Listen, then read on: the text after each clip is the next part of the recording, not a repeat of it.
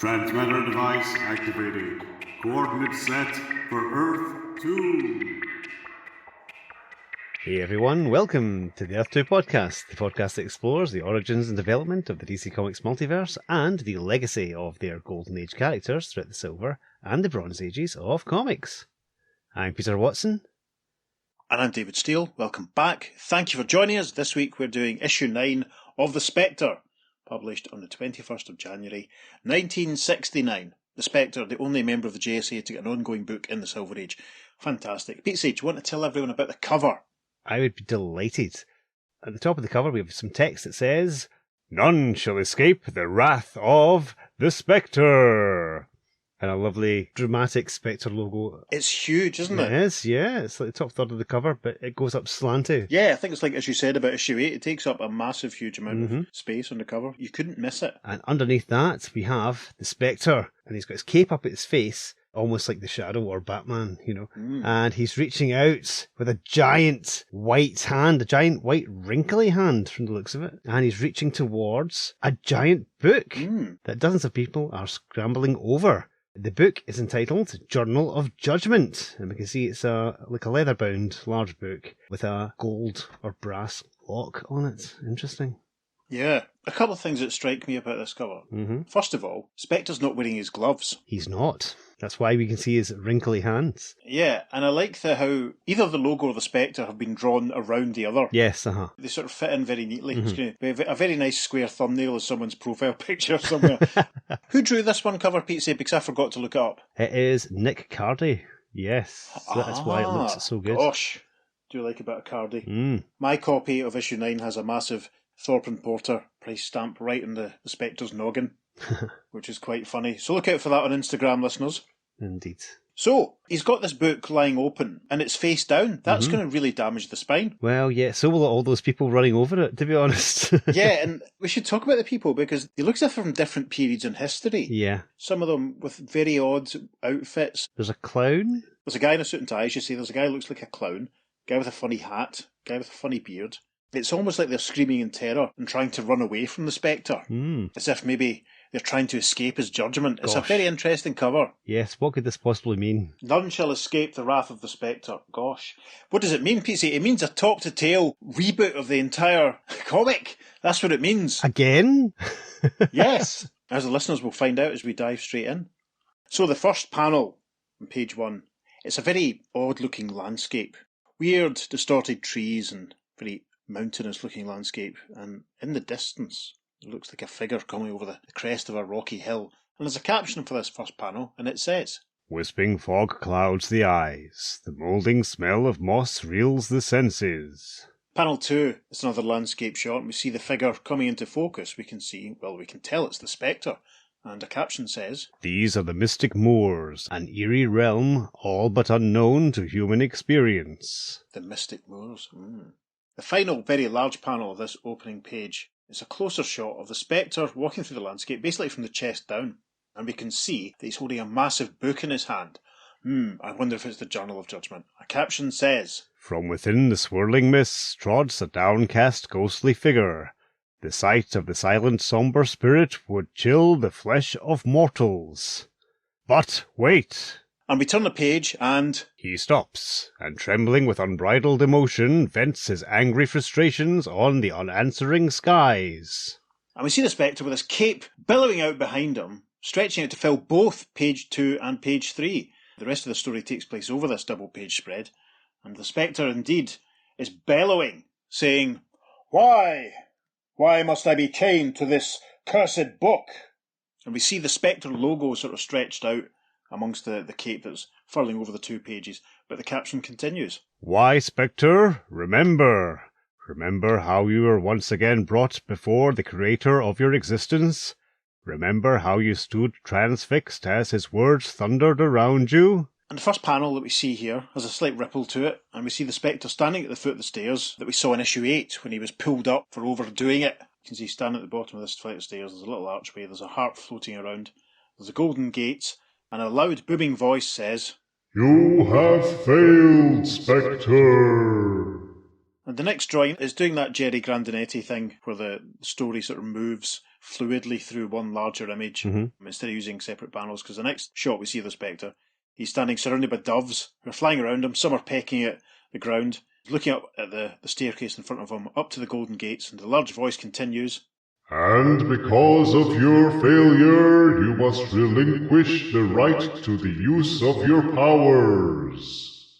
And the next image is a close-up of the Spectre, grimacing, doesn't look happy at all. The voice is saying, You have abused your powers by deeming yourself the personal judge of life and death.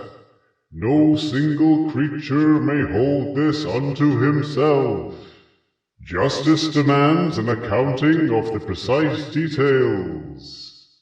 And the Spectre seems to have been drawn up into the air, because we can see that he's moved away from the archway now. It's almost like he's turning a somersault in the sky. The radiance bursts from the golden gates and the harp floats around him. So we're now at the top of page 4, and the first image is of the Spectre with the Journal of Judgment open before him, as if he's reading from it. Spectre says, Yes, I remember.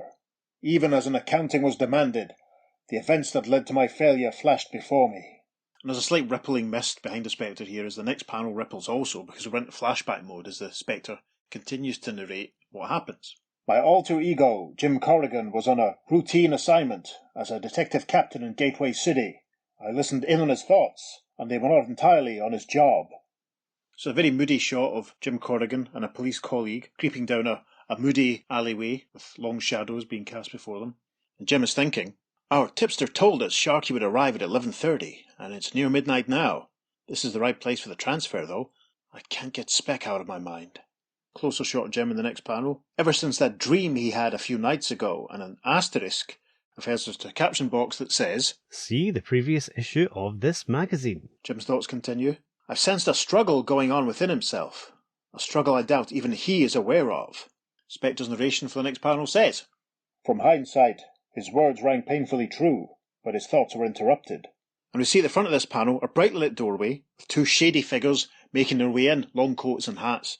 And we see the silhouettes of Jim Corrigan and his colleague behind. Jim whispers, There he is. We can close in as soon as they're inside, Sergeant. The next panel, with a full moon looming in the background, shows Jim and the Sergeant's pulling his gun from his trousers, running towards this large warehouse-type building that we can see. There's a number 5 on front of it. Corrigan says to his colleague, There's Sharky. The trap is being made. Okay, Sergeant, let's go. First panel of page 5, we're inside the warehouse building, and we can see 4 guys sat around a table. There's a leather briefcase that one of them had been carrying the previous page, laid on the table in front of them. One bad guy with a moustache is in the process of saying, This stuff is gonna make us... Huh? And he's realised that Corrigan and a sergeant are running in. The sergeant cries, Don't anyone move, we're police officers. And a bald chap who brings out a gun, sat at the table, says, It's a bust. And another bad guy who's wearing a hat stands up and says, Gun 'em down, there's only 2 of them. Next panel with a whack, we see Corrigan punching at one of the bad guys, saying, Drop it! No need for anyone to get hurt. And the bald bad guy's behind him, and he's thinking, Can't let 'em get the stuff, gotta dump it. In the next panel, the baldy bad guy, who's now clutching the leather briefcase that we saw, stands up and fires on the sergeant, saying, You ain't taking me in. If I could send up once more, I'm in for good. There's a crack as the gun fires. Corrigan exclaims, Sergeant! And in the next panel, Corrigan says, Okay, creep, you had a choice. Now we play rough. And with a thud, sends the bald bad guy flying into the wall. He drops the case. And the bad guy with the hat, he moves forward, pulling his gun on Jim, thinking, If I could just take this one, I can get clear. He makes a grab for the leather briefcase in the next panel. But then, from a puddle on the ground, the Spectre emerges, looming up before the bad guy. The Spectre says, Scum of the earth, you would shoot an unarmed man in the back? The bad guy screams, Aye, the Spectre! First panel of page 6, the bad guy fires on the Spectre, saying, The bullets, they don't affect him, no, get back! He fires his gun, there's a bam sound effect, he fires multiple times in panel 2, bam, bam, bam. The Spectre looms before him again, saying, There can be no mercy given to those of your kind.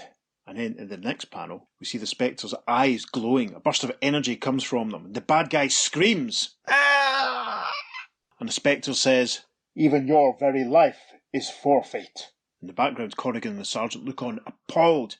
Corrigan says, No, good Lord, no. First panel, page 7 now. Full moon can be seen looming in the background through the window. The Spectre's looming over the bad guy who's down on the ground.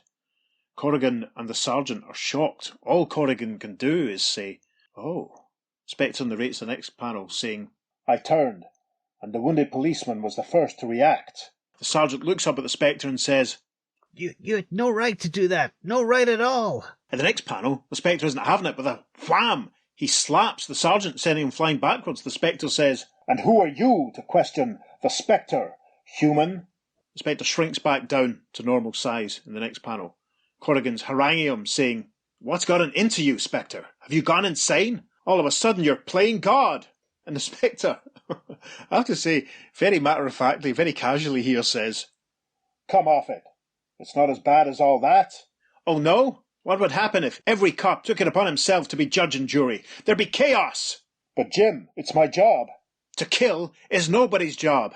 And you killed him. Corrigan looks furious. There's also a complete lack of a white streak in his hair, it must be said. We arrive then at the top of page 8. Spectre lunges forward, saying, Jim, let me in.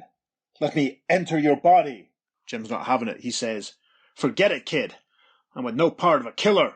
And we're back in the next panel with the Spectre reading from the Book of Judgment. And he's saying, How sick my reactions seem to my present rational mind. What a difference that passage of time makes. But what a price to pay. Spectre's narration continues for the next panel. As my trial progressed, I watched as if a hidden child within me fought back. Spectre is grabbing at Jim's jacket, pleading with him, saying, Let me in! Let me in! The next panel, it's a slightly different perspective. We're up above Jim and the Spectre. It's almost like they're in a spotlight. Jim is not having the Spectre's pleas at all. He just firmly says, No. Spectre still has a hold of Jim at the bottom sequence and says, You're going to let me re-enter if I have to force my way in. Never, Spectre. My will can resist all of your powers. And it's almost like Jim slumps. We arrive at page 9. It's a very close shot of the Spectre right in front of Jim's face. As Jim says, Get out of my life, Spectre, and stay out. The Spectre lets him go. Jim falls back. The Spectre's worried now because Jim's not moving. The Spectre says, Jim, wake up. I didn't mean. Jim! The Spectre looks very panicked as a tiny caption says, Continued in second page following. Very helpfully, the Spectre's narration here tells us what was happening. As I stood over Jim's inert form, I felt a force, a power greater than mine, drawing me away. And the disembodied voice says, You have failed, Spectre. Your reckoning is at hand. And we see the Spectre sort of shrinking up into the air and flying off. And the next panel, rendered in the immaculate individual Jenny Grandinetti style, shows him arriving at the Pearly Gates with the archway and the sparkles and the doves. The disembodied voice says, Spectre, your irresponsibility ended the life of one man, wounded another, and sent your own host into unconsciousness. Yes, I admit to all of this. Justice demands that your mission to Earth be ended immediately. No, it cannot be. My powers are needed on Earth. I have done wrong, and it is agony to acknowledge the fact. But I must be allowed to return. So we're back to the Spectre standing at the foot of the flight of stairs with the doves floating around. The disembodied voice is saying, Justice is nothing unless tempered by mercy. Every creature deserves the chance to right the wrongs within himself. You shall have that chance, Spectre. You shall be given a book of life. If you handle the tasks assigned within this book, you shall be allowed to resume your normal previous standing. And page 10 is rounded out with a very moody shot of the Spectre listening to what's being ordained. So, first panel of page 11, the Spectre is holding the Journal of Judgment, and he's saying, I am now bound to investigate those named in the pages of this book. My responsibility will be awesome. Some shall live, and some shall die, and I must make the choice. My powers are to be limited. My existence shall be known only if I so choose. My task begins. It will be a hard task, but I shall pass the test, despite the agony. Panel 2 is a shot of the Spectre looking very sort of morose as he contemplates everything that's going on. And we get a final sequence of 3 panels of the Spectre wandering back through the misty, scary moors that we saw at the start, as the narration for the story says, Thus the Spectre begins his trial of endurance, a task that will require the greatest strength of will, yet demand responsible patience. You, reader, have seen these events transpire. Is it your name contained within the pages of the Journal of Judgment? Only the Spectre knows. And a little caption at the bottom says, The end. And continues, And a long road after. So, a new status quo for the Spectre. It's quite interesting. We're not really sure why they've done it, I suppose. I'm guessing that they must have had as many letters still haranguing and complaining about what they were being fed, so they've obviously thought, right, people aren't happy, do we just try something else? Yeah. There's 3 stories in this issue. This first untitled story is written by Mike Friedrich. A welcome return to the comic for him. And it is Jerry Grandinetti. No sign of Murphy Anderson, though. This apparently is all Jerry Grandinetti. Yeah, you can kind of tell because the Spectre doesn't look very Murphy at all in the way that he did quite often when they were working together. Some of the faces look quite different as well. As you mentioned, Jim doesn't have the white streak in the hair. But if you look at the last panel on page 7 of Jim screaming at the Spectre, it doesn't look like Jim at all. No. And it doesn't look like Jerry Grandinetti's artwork either. It looks like a cross between a bit of Steve Ditko, a bit of Don Heck, a bit of Jack Kirby. You can see those sort of lines there. It looks quite different from what we've had from Jerry Grandinetti. Yeah, the whole shape of Jim's face and head is different. His face is thinner, longer. It's a different jawline. It's very unusual. Yeah. It's all very effective. I mean, it's It's a quick read at 11 pages. It doesn't feel like 11 pages worth of story at all. It's very unusual. Yeah. The interesting idea is basically the Spectre, for some reason, is really, really ratty and overdoes it and goes over the score. Yeah. We're not really told why he's behaving like this, which is kind of odd. And again, with the colloquialisms, it's really weird. Like, let me in. Yeah, And what was it he said when he first came in? come off it, it's not as bad as all that. Yeah. That's not Spectre chats. No. Maybe that is why he needs a bit of a shake-up, is he's just become a bit too modern, a bit too contemporary. He should be more ethereal and more ghost-like. It's even just the way he says scum of the earth, it doesn't sound particularly... Yeah. Maybe he's just super annoyed at people not having the standards that he and Jim are trying to uphold, and maybe this is just a kind of straw that broke the camel's back situation for him. Yeah. The shot on page 6 when he zaps the bad guys is pretty horrific. Oh, As yes. you can see on the sergeant's face, he's like, whoa, what? Yeah. It is very effective, though. I really do like Grandinetti on the Spectre. It's fantastic. Yes, I've got used to him now. Yeah. It's an interesting setup. It's almost like there's a new showrunner or a new producer or something, Yeah. you know, and new head writer, and it's right. So the format of the comic is going to be this. You're going to have this book and you're going to look at all the people and judge them. And it's like, okay, is that what it's going to be? Yeah. Right. I'm just going to have to do it then. And the Spectre wanders off. Yeah. It's going to be interesting to see how it plays out. Obviously, we're not talking about the whole comic all in one go. We're going to do each of the stories in turn. Yeah. And they use this format also in issue 10, which is the last one in the series. So, you know, whether or not it was successful or not can be debated. Yes. It's quite interesting that literally the issue after The Voice gives Spectre the whole plot convenient weakness situation whenever he gets out of line.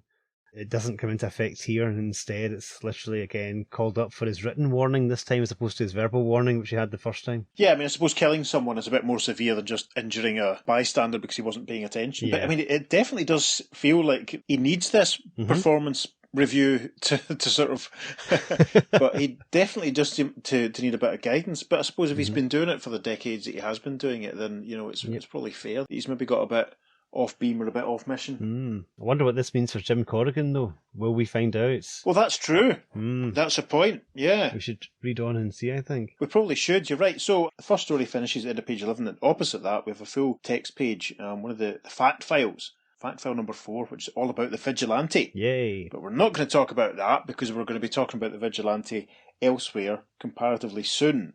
So we're back with another story, page 1, as we continue here. The artwork is very, very different from Grandinetti. Pete, see who drew this story? This is the second ever published story by the legend that was Bernie Wrightson.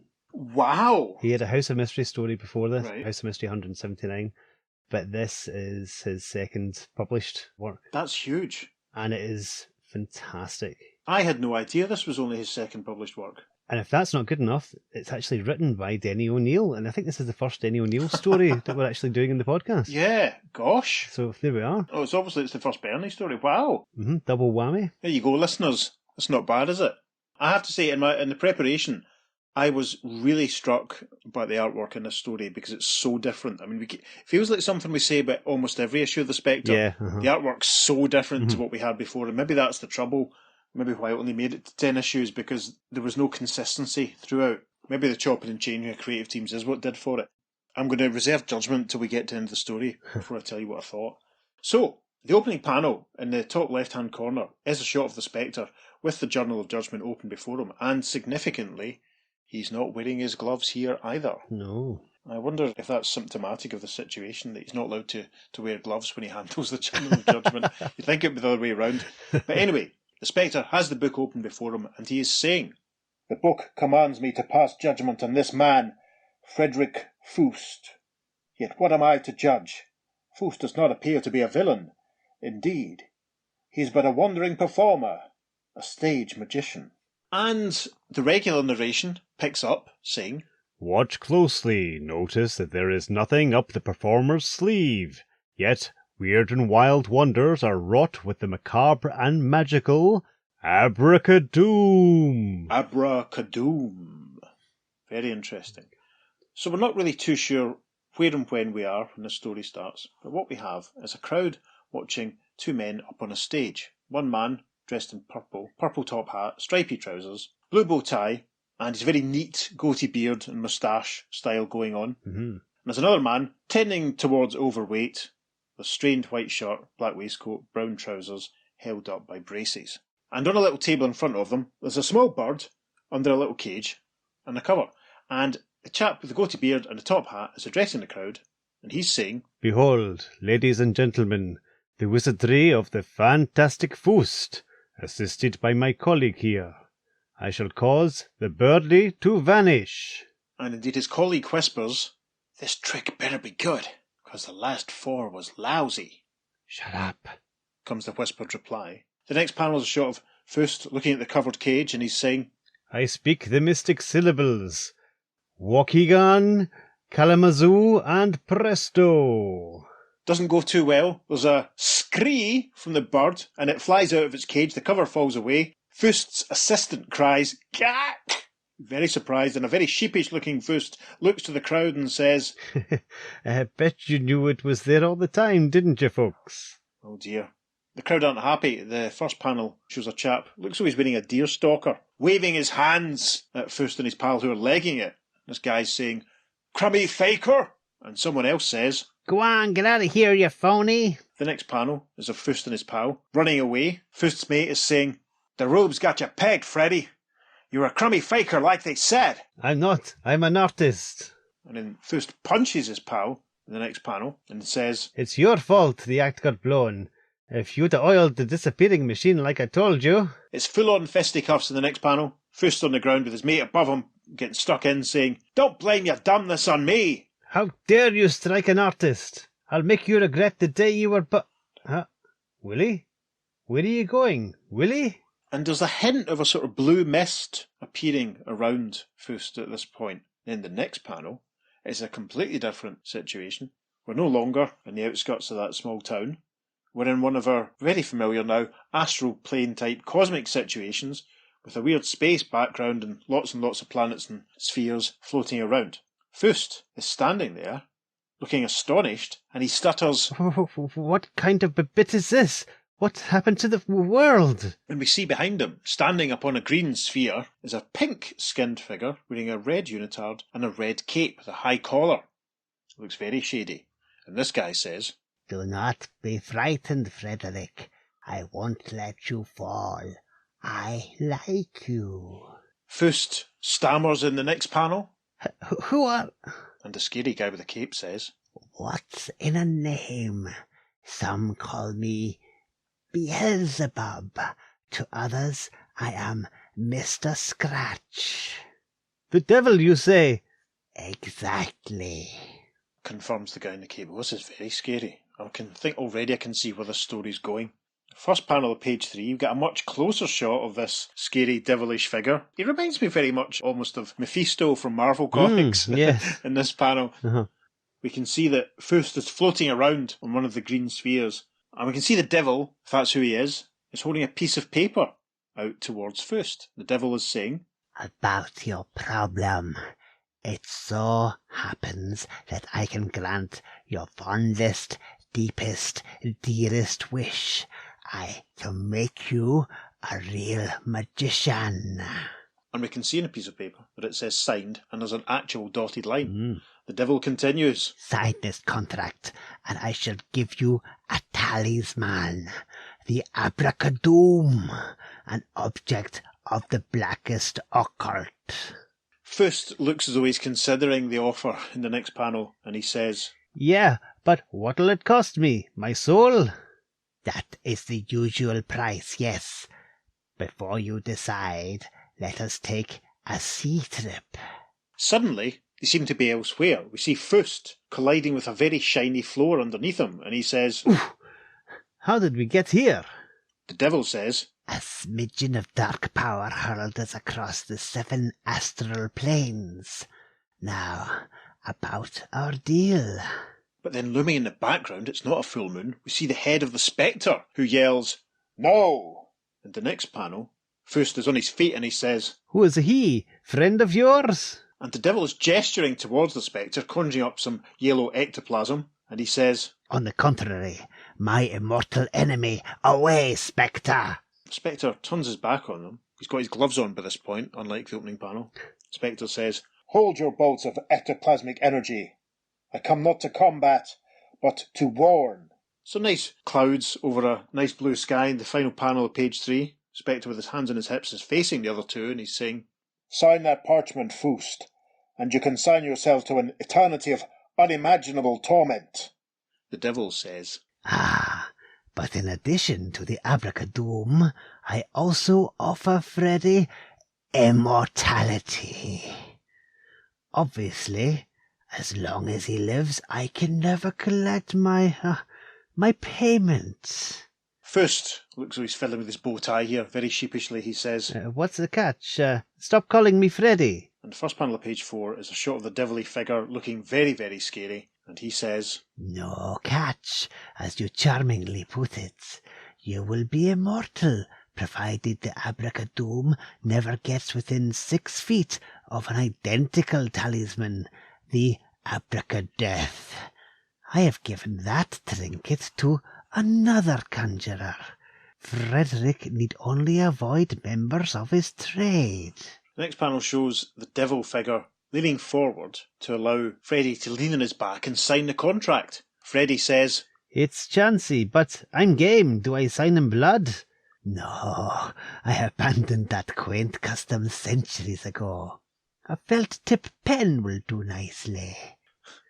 Is that the first appearance of a felt tip pen in the podcast? I think it is, yes. Interesting, how modern. The Spectre is not impressed at first here, and he says, Fool, don't you know Scratch is the prince of deceivers? Freddy says in the next panel, I don't care. I'm sick of being a nobody, so fade, spook. the devil gestures and snaps his fingers and says, As the gentleman said, fade. and sure enough, the Spectre fades out at the front of the panel. The next panel shows the Spectre in mid-air, looking down at a ship that's sailing across the sea down below him. The Spectre is saying, He's made a fearful decision. Still, I feel this Fust is not genuinely evil. I shall wait before judging. Wait and hope. we see a couple of voices coming from the deck of the boat. Fust is saying, Okay, you got my signature. Now, where's the abracadoom? Stretch forth your palm. There. and the next panel shows Freddy Fust looking delighted as he holds a very fancy ornate, it's like a weird Fabergé egg on a tuning fork. Yeah. Uh-huh. Almost. Is that a really bad way of describing it? So that's your abracadoom. Freddy looks delighted. In the background, Mr. Scratch is fading out in a puff of smoke, saying, Farewell. and an excited Freddy beholds his new toy and says, I got it. Jeez, I'm so excited I can hardly think. What'll I wish for? I know.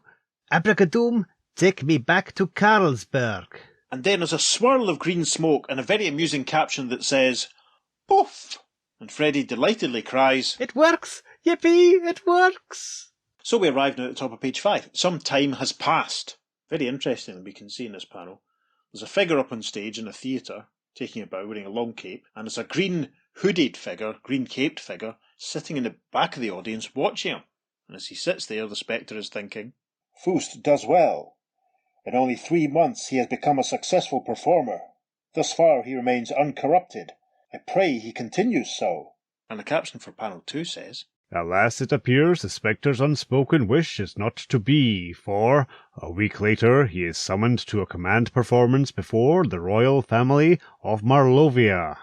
And what we see here is almost a spotlight shining on Fust and a couple of other people, one of whom is sat in a chair in front of him with his arms folded, looking as if he's very determined not to be entertained. Fust is gesturing widely with his arms spread, and he's thinking, This is my chance for true greatness. And he says, And now, your majesties, my most spectacular feat.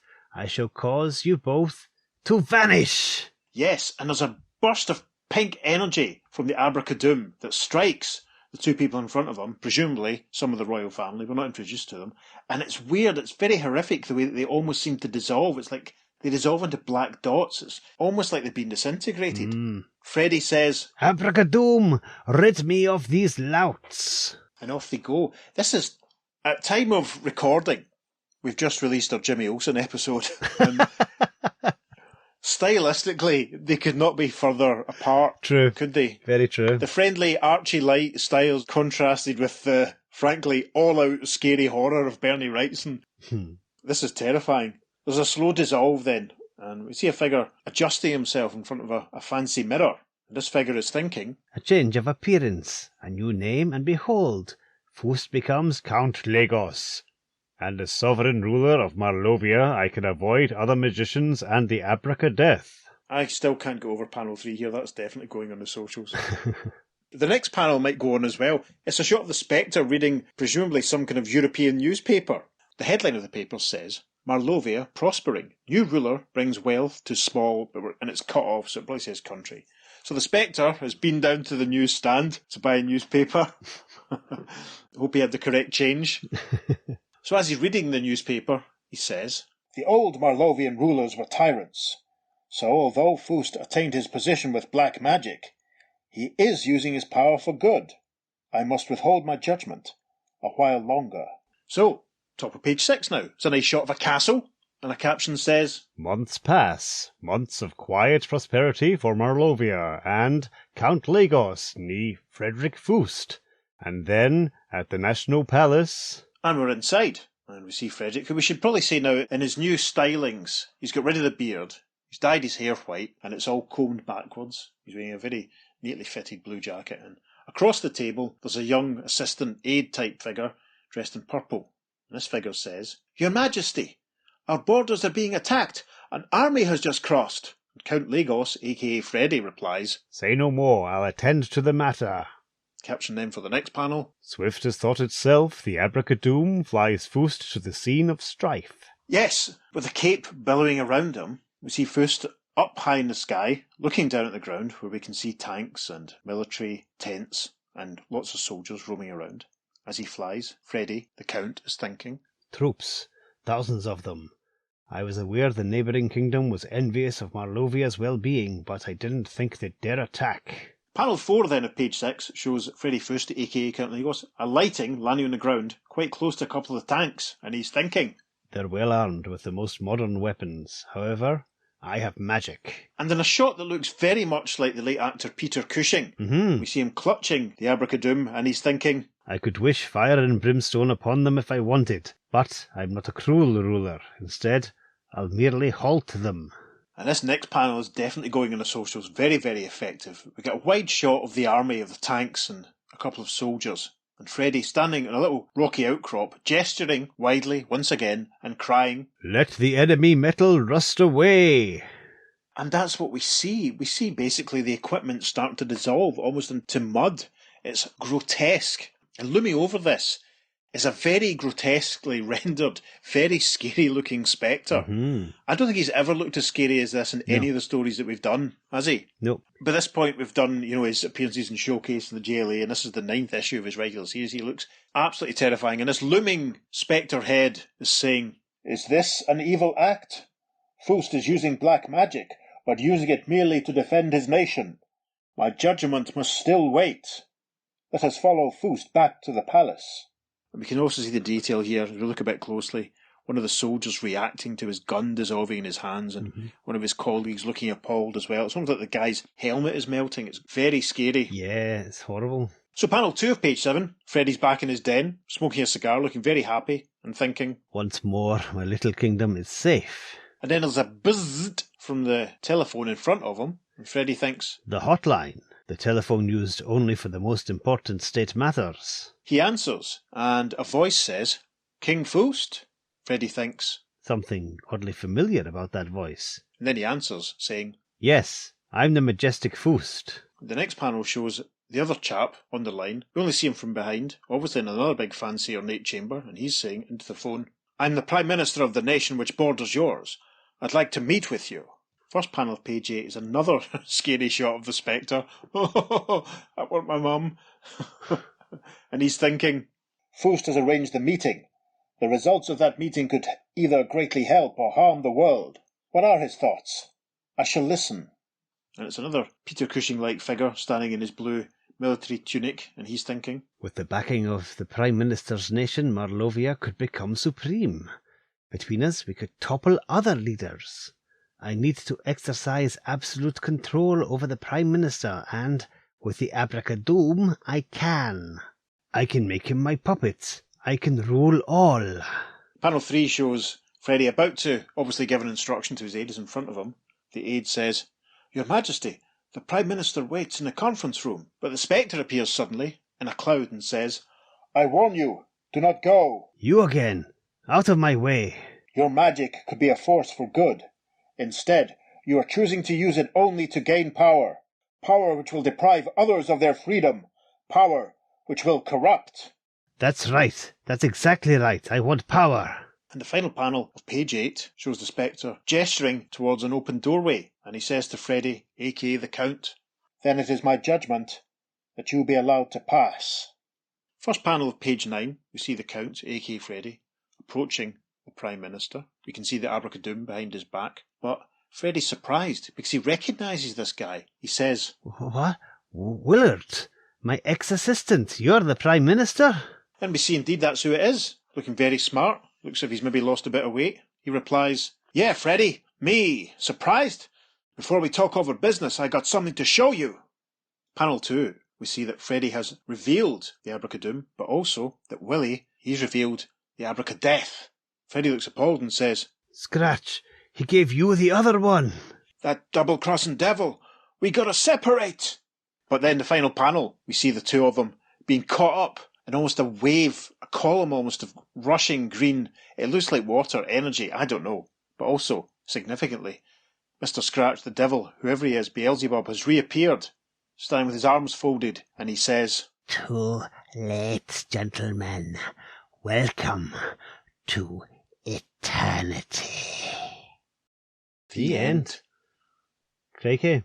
Bernie Wrightson, my goodness. Bad dreams ahoy! This is fantastic stuff. It's obviously not as accomplished as his later work, but you can absolutely see all of his style in here. It's phenomenal. It's a great, great story. I'm not going to echo your words quite so much. I mean, you definitely tell it's him, especially on page 2. Like, you know, it's obvious. Mm-hmm. This just reads to me just like a disposable horror comic story. The sort of thing that you get as a space filler in House of Mystery and House of Secrets in the late 60s and 70s. We have a plan, listeners, to cover such things. Don't worry about it. That'll happen very soon.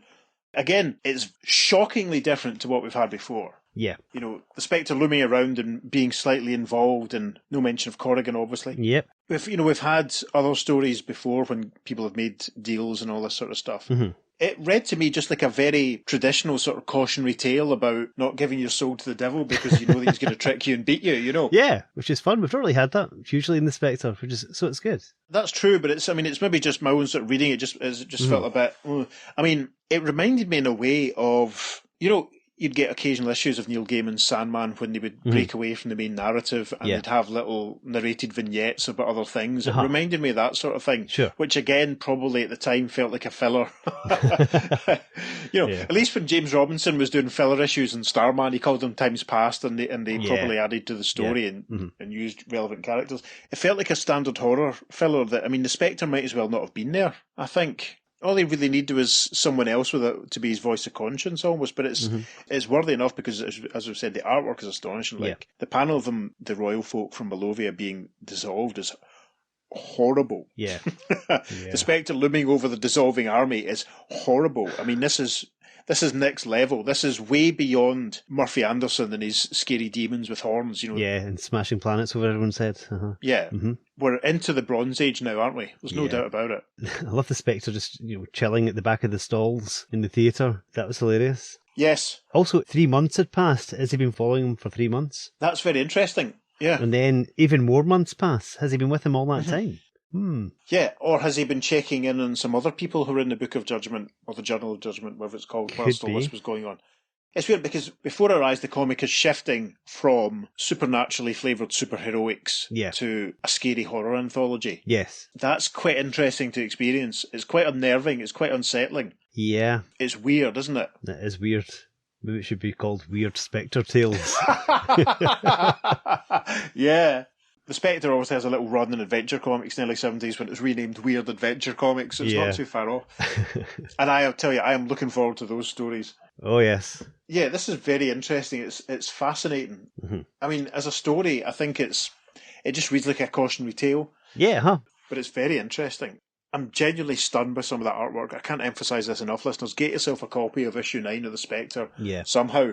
I'm fascinated. I didn't realise I owned a copy of Bernie Wright's second ever published story. There you go. Fascinating. One thing I absolutely loved about Mr. Scratch or the Devil or Beelzebub, whatever you want to call him, is he basically looks like he's wearing a supervillain costume properly. Yes. I mean, he's got pixie boots, he's got trunks, bare legs, he's got the body tunic, and he's got the red cape with the pop-up collar. It's very, very supervillainy looking as opposed to actual devil demon. Yeah, he looks very much like the guy who looked very much like Votan. Do you remember? Yes, I think one of the showcase issues, That's I can't remember his correct, name now, but I remember we remarked that he looked as if he was Wotan, just coloured in with the wrong felt tips. Yep. Which means this is probably the second mention of felt tips in the podcast this episode. Oh, actually, yes. There you go. Was that deliberate, trying to say Wotan was the devil? I don't know. I think that look kind of gives you the impression of a similar type. Yeah. So yeah, a lot of these characters that have similar power sets and built similar roles have that sort of look. So yeah, it makes sense. Yeah. There have been a few other characters that Spectre's fought that have obviously, it's been kind of implied. Was it Saturnus or whatever he was called that had everyone chanting in front of him in one of the showcase issues ages ago? Oh, yes. Apologies, listeners, for not having the complete recall of all these stories that we've done. Apologies. But it's interesting that they actually named him as the devil and as Beelzebub because I don't think the actual devil has popped up in a single story that we've done yet. No, there was one that was very much the devil by any other name, and I think it was one of the showcases. Shathan, was it Shathan, I think? Yeah, I think that's who I was maybe thinking of, yeah. But yeah, that was the closest we got to it, really. Very interesting. So we're going to do the third story now. Again, very different, and it's the shortest of them, so we'll see how we got on with this. This is a very interesting story. It's written by Mark Hannerfield, who is an assistant editor. He didn't actually do much writing for DC. He only did a handful of stories, but this is one of them. It's really interesting. And Jack Sparling did the art for this. So yeah, 3 different writers, 3 different artists on this book. So, the story is called Shadow Show. In the first panel, we see a very young man looking very contemporary with his long hair and his leather jacket, hiding in a doorway at the top of a small flight of stairs. We can see police lights flashing in the background, a couple of police cars, a few policemen roaming about. And the narration, very familiar, chatty, friendly narration says, "Hey, they almost got you that time, Hickey. You're gonna have to play it tighter from here on, kiddo. The heat's rising to your style and this whole bit stinks like a setup." The next panel shows Hickey carefully jumping over this marble banister effect. We can see the shadow of branches and trees playing over the wall behind them. Very effective. "They've really got their hooks out for you this time, Hickey. You must really be hitting the big time if they're out laying for you like that. But they'll never tag a wise old robber man like you, baby. Not so long as you've got the shadows working for you. And Hickey drops down into the shadows underneath the building. The camera, as it were, zooms in over him, over these 3 panels, as the narration says, Yeah, shadows are your best friend, Hickey. They take real good care of you. Always been there when you needed to fade fast, and always will be. But there's something different about these shadows, Hickey. Don't you feel it? Like something's grabbing at you? First panel of page 2 is a close-up of Hickey looking around. The narration says, Almost sends a chill up and down your spine, doesn't it? Weird. But you'd better cut out now. Real weird. And panel 2 shows Hickey slinking away with his head down, his collar up. You can see the police activity in the background. The next panel shows him walking along the street, very moody, shadows being cast everywhere. A dog looks at him as he walks past. The caption says, Just stick to them lovely shadows, kids, and you can't go wrong. Panel 4 is a very arty shot up in the air looking down at Hickey. Again, he's casting a long shadow himself. A tree's casting a long shadow. It looks so he's looking back over his shoulder. Don't look back, Hickey. It's only your imagination. Nothing's following you. Hickey continues walking along. We see him through a shadowy stairwell. Weird, dark, and deadly. Hey, cut it out, kiddo. Relax. Don't panic. Hickey looks very panicked. It's almost like he's caught up and tangled in something. A tree, Hickey. Only the shadow of a tree. Shadow, Hickey. Don't panic, kid. Don't. First panel of page 3. Hickey has panicked. He's running. We see a little dog recoiling as he sprints past. There's also a dustbin there, we should mention. Take a drink, listeners. The caption says, Run, Hickey. Run for all you're worth. It's those blasted shadows. Get away from the blasted shadows. This is, again, very, very nice artwork. Very, very interesting. It's a shot from street level, pavement level almost, of Hickey sprinting away. We can see other pedestrians. We can see the bright lights of the city. His little trail of dust as he runs along. In the next panel, we see him in the thick of the city. It's almost like a Times Square or a Piccadilly Circus type situation. We can see some dodgy-looking geezers chewing on cigarettes and with big hats looking out in the background. Hickey looks a little panicked. The caption says, Light, Hickey. Stay in the light. The next panel shows him recoiling from a shadow that's been cast by a sort of fire escape above him. We can see the shadows of a couple of mops casting a very odd shape. Hickey's balanced on one foot. He's so scared. The narration says, Here too. It's here too. Home, Hickey. Get home. In the next panel, we see Hickey inside a building, running up a flight of stairs. Almost there. Almost.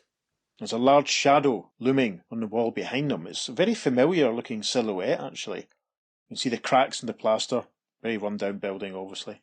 We arrive at the top of page 4. Hickey makes it inside his apartment, slams the door behind him. The caption says, The light. Turn on the light. Hickey looks though he's shaking. He looks down at a shadow on the ground. The narration says, You we get a close-up, a green light over Hickey's face. He looks very scared. made. Hickey looking down at the ground, looking at the shadow that's being cast by the bare light bulb above him. And rather horribly, 4 green, tendril-like fingers are looming up from the shadow and grabbing a hold of him. The narration over the final 2 panels of page 4 says, Oops. Final panel of page 4 shows that Hickey's been caught in a large green gloved hand, and it's almost like the thumb is grabbing hold of his head. First panel of page 5, Hickey is being lifted up into the air, upside down. In panel 2, the green gloved hand unfurls to show Hickey sitting in his palm, and a familiar voice says, What's the matter, Hickey? Haven't you heard of the long arm of the law? And we see that the Spectre holds Hickey in his hand. The end. There we go. Well, hopefully that translated well enough. That was an interesting way to tell a story. I really enjoyed that. It's quite a refreshing change of pace. Yes, Yeah. It's completely different to anything we've done already. Yeah. You could read it in a fraction of the time that we told it. I guess that this guy, Hickey, was one of the people in the book and he's done something bad and the Spectre has gone after him. I think that's basically it, isn't it? Looks like it. We didn't really get anything else to tell us otherwise. Yes. And the Spectre gave us a punchline at the end. Yes. How unspectre-like. Well, forget about it, is the way the Spectre talks nowadays. Maybe it's a new camp style Spectre. Maybe he's been watching some of those old movies that Reverse Flash was watching in our previous episode. That's true, that's possible.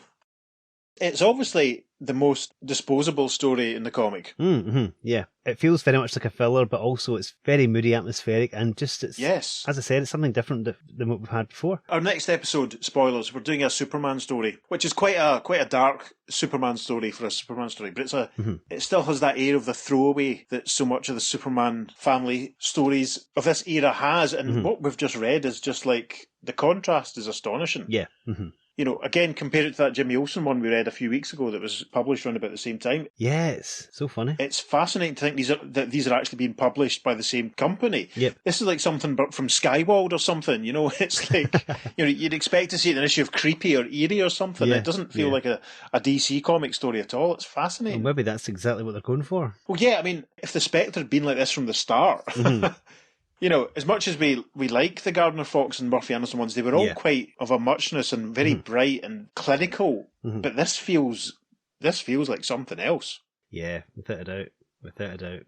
I just find it bizarre that literally one issue, I said it at the beginning, one issue after the new setup with the Spectre getting a weakness, if he's getting out of line, to try and get him back in check, then they entirely revamp it and change it entirely the very next issue.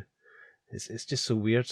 Yeah, it is Spitfire and the Troubleshooters, like I was saying a few weeks ago. Yep. You know, it's maybe I'll post a Spitfire and the Troubleshooters gallery on the socials, listeners. I probably won't. I can guarantee that no one has ever done that, so yeah. Maybe I should. I'll have a look and see what I've got. I mean, I'm fascinated just that the Spectre seems to have been given quite a level of agency in his new job as guy that looks after the books, you know. Yeah. He does seem to have some kind of, despite his protestation, some kind of power over life and death, because, you know, Mr. Scratch got the two guys from the second story. What is the Spectre going to do to Hickey now that he's caught him? Is he just going to pass him over to Jim Corrigan, maybe? Possibly. Could Jim have been one of those policemen that we saw rushing about in the background? If we had seen Jim Corrigan there, I think that would have been amazing. That would have been really good and given it a nice kind of balance. Because as I said, you know, we don't know what's happening with Jim now. Yeah. It'd be interesting to see if Jim crops up at all in issue 10 when we do that one. We'll get to issue 10, obviously, in a few weeks. As we're actually very early on in our preparation, I was kind of saying to Pete, yeah, we should just do 9 and 10 in one episode. We can just do summaries and it'll be dead easy. But I'm glad we decided just to do them fully because there has been quite a lot to talk about. Definitely. There's no contemporary reader reaction because obviously the book was cancelled with issue 10. There's no time for any letters to be written in and published, which is a shame because I really would have liked to have seen what people had to say about this. Yeah, exactly, Given how vocal and violently vocal they were about a lot of the earlier issues. Yeah, definitely. That would have been really interesting to see exactly what people thought. But alas, not to be. They were so against the modern stylings of Neil Adams. I mean, you really got the sense that they just wanted everything to stay as it was. Can you imagine what they think when they saw that Bernie Wrightson story? You know, as I said, the contrast, even within the issue, the contrast in the art styles is crazy. Yeah.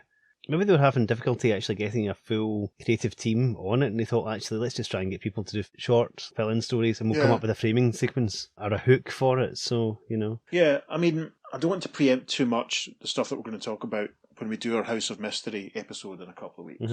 Maybe they just sort of thought, we're doing this stuff with House of Mystery and House of Secrets, maybe we should just do it with the Spectre as well. Yep. You know, maybe they had a genuine thought of, oh, well, we're going this way with these styles of books, shall we just try it with this? It's very interesting.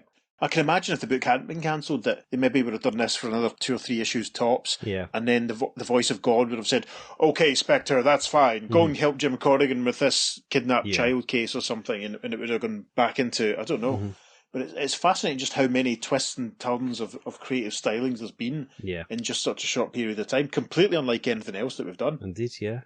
I'm just thinking, poor Dr. Fate, he must be really busy picking up all the slack for the fact that the Spectre's no longer dealing with these mega cosmic threats. Yeah, I hope he is. It would be nice to see some of them. Yeah, if only. I think it's a massive missed opportunity that Dr. Fate didn't pop up in this series. I think we've said it already, but, you know, I can imagine, you know, almost maybe Dr. Fate being called as a character witness or something, but some of these stories are just, especially that second one, you can imagine Dr. Fate just sort of looming in the background and acting as the arbiter of what's going on. It's very interesting to speculate about such things. I mean, we will see Dr. Fate again before too long. I think he's front and foremost in the next JLE JSA crossover, so he'll be along before too long as well. If this was a 60s Marvel comic, then you would have the Spectre flying after one of his bad guys, and you'd have Dr. Fate flying after one of his bad guys, and they'd wave at each other in the sky as they go past. Yes. No, you're right. And it all happened in New York. So Yeah. And someone would say, sheesh. One thing I'll say after this is I'm very much looking forward to doing issue 10. Yes. It is an interesting setup. We have, I think it's probably fair to say that we've found some aspects of doing the Spectre a bit of a chore because of the sameness of some of the routines. But once Grandinetti arrived, that kind of changed slightly. Yeah. I'm very interested to see what happens in the 10th and final issue. Indeed. The weird thing is, the Spectre is the JSA we've talked about the most throughout the entire podcast so far. Pretty much, yeah. As you say, he's the only one that got his own book.